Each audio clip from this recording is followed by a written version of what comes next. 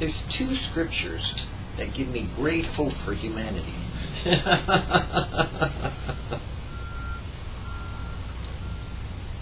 Okay, maybe I'm exaggerating a little bit.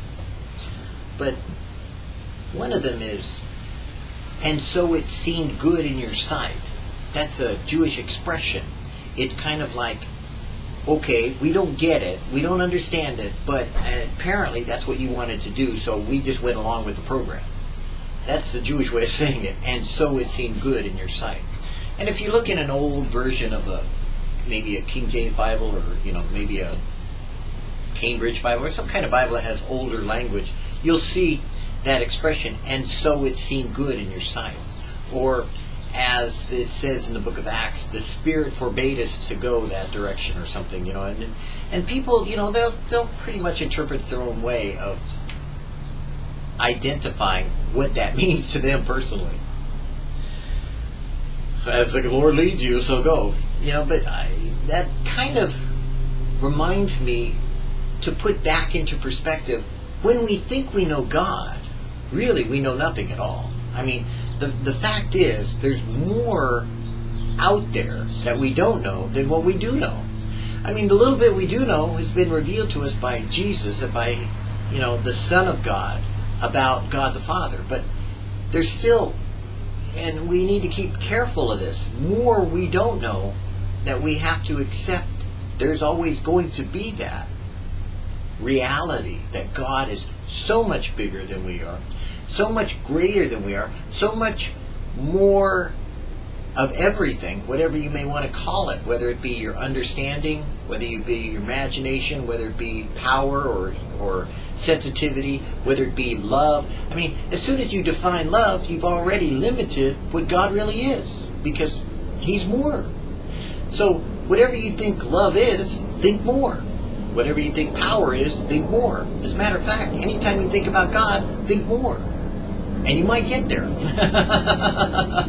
But that gives me great comfort, because you see, every time that someone tells me God can't, God does, or God will, or God anything else, I just go, want to bet?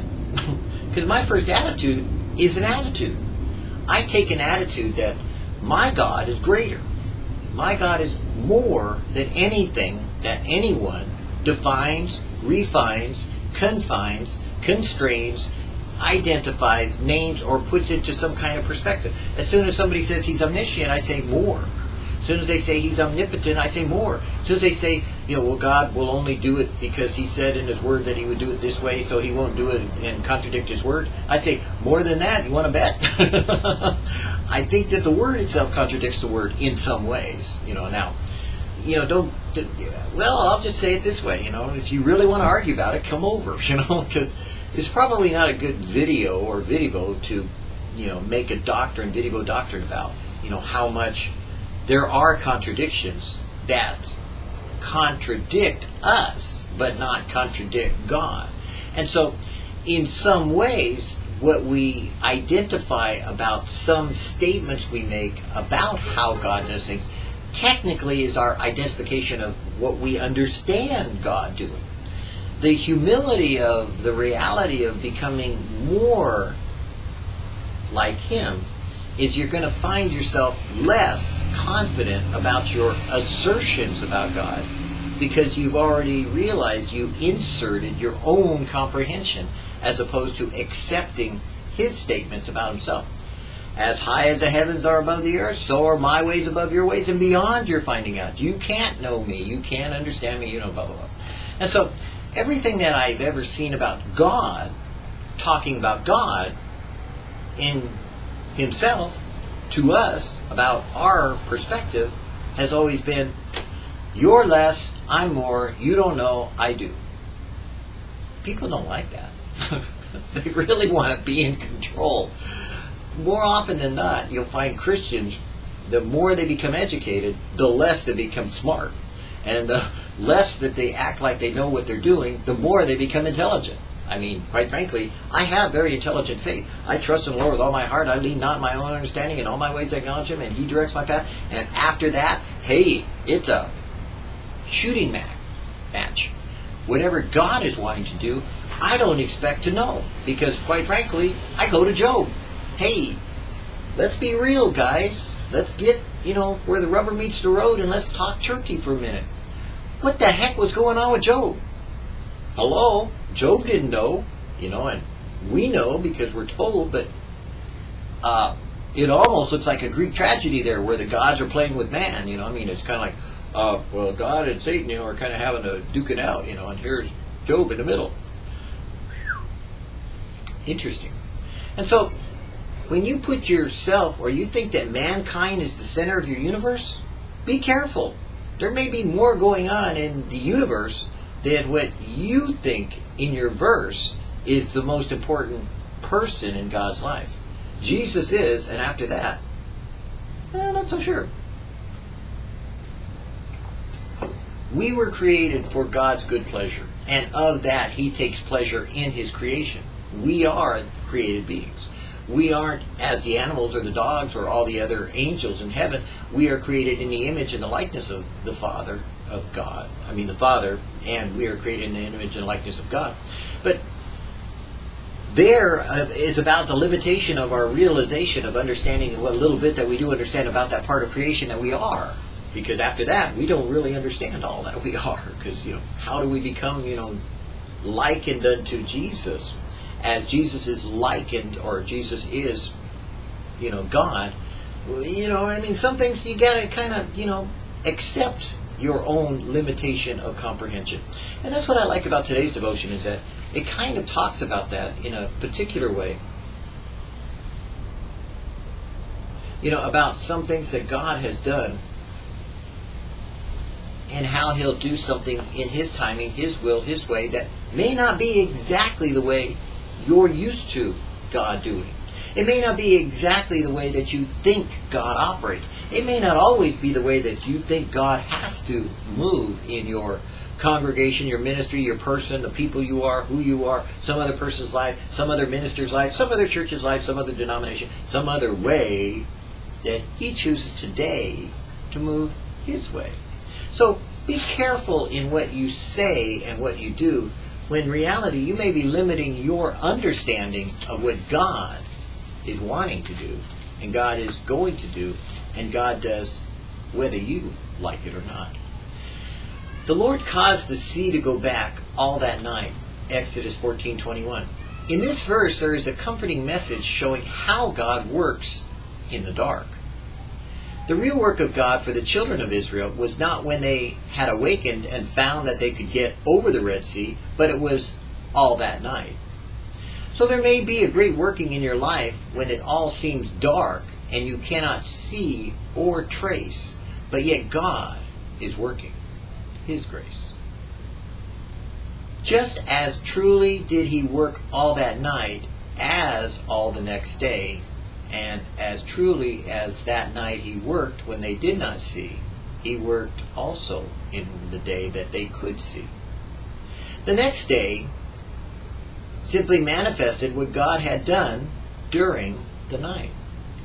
Is there anyone reading these lines or hearing these words who may have gotten into a place where it seems all dark? You believe to see, but you are not seeing. In your life progress, there is not constant victory, or the daily undisturbed communion is not there, and all seems dark and lost, and you are in despair. Take heart. Take word. Listen.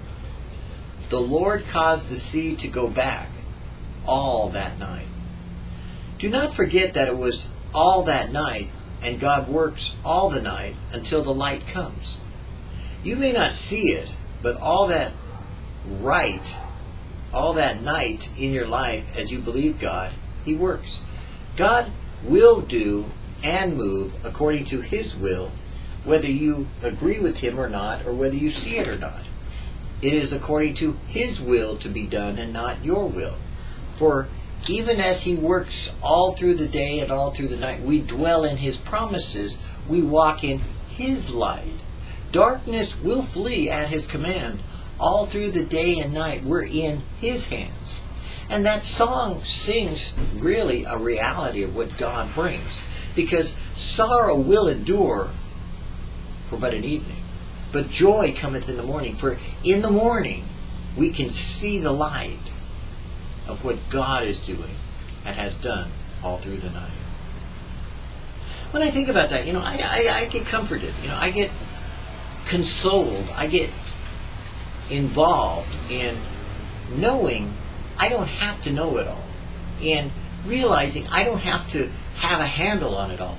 I kind of get this idea that, God really wants me to relax, to be still, to rest, to enjoy, to pass, as it were, the testing of my faith, that I might come to a place of confidence and competence in Him, and knowing that He can do so much more than I ever could. So why would I get involved in all these other things that profit the man nothing? I see people get so wrapped up into, there is a gay agenda, or there's a Muslim agenda, or there's a Mormon agenda, or there's a Democratic agenda, or there's a Republican agenda, or there's this agenda, that agenda. As a matter of fact, every time that I look at Christians getting sidetracked, it's always about someone else's agenda and not God's agenda. You see, God is in control. God has an agenda. He has a plan. It's always being accomplished. His purpose is being done. Every day that you look out and you can see the sunrise, His purpose is being done. Every day that you can see the sun go down, His purpose is being done. His promises are true, and His word has been fulfilled every time that you can see the sunrise and the sunset.